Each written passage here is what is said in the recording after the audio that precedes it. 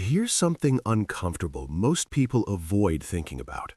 We live in a world that quietly ranks human worth by intelligence, test scores, quick thinking, problem-solving speed. And without realizing it, we start believing that lower intelligence means a lesser mind. But psychology tells a very different story. Because when you look at extremely low IQ closely, you're not looking at a broken brain. You're looking at a different way of experiencing reality. Let's start with what IQ actually measures. IQ, or intelligence quotient, focuses on things like reasoning, memory, processing speed, and abstract thinking. The average is 100. Below 70 is considered an intellectual disability, and below 50 falls into severe impairment.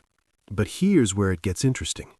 IQ does not measure awareness, emotional depth, or the ability to feel connection.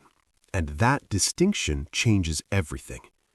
Neurologically, people with extremely low IQ often show reduced activity and connectivity in areas like the prefrontal cortex. That's the part of the brain responsible for planning, logic, and understanding abstract ideas and adapting to unfamiliar situations. So tasks like predicting consequences, understanding abstract ideas, or adapting to unfamiliar situations can be extremely difficult. But that doesn't mean their mind is empty. It means their mind is concrete. Their world is built around what they can see, feel, and directly experience, not what they can imagine or analyze. And inside that world, something surprising happens. Many individuals with very low IQ show strong emotional responsiveness. They can recognize tone. They can sense warmth. They can form deep attachments, in some cases even more consistently than people with higher cognitive abilities. Why? Because emotional processing doesn't rely heavily on the same systems as logical reasoning.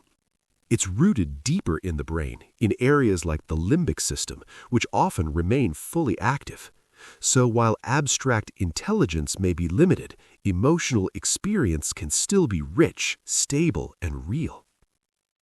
Now here's the part most people never question. What if our definition of intelligence is just narrow?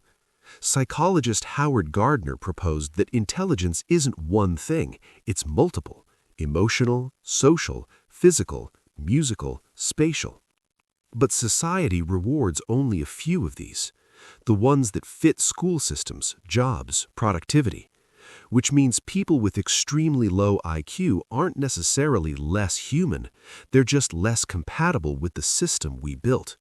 And that leads to one of the most important psychological insights. Intelligence is not a measure of your capacity to feel, connect, or experience life. It's a measure of how well your brain performs in a very specific kind of environment. So when we look at extremely low IQ through that lens, something shifts. We stop seeing deficiency and we start seeing difference. Because the core human experiences, love, fear, attachment, comfort, don't live in IQ scores. They live much deeper, and they exist fully regardless of how intelligent someone is.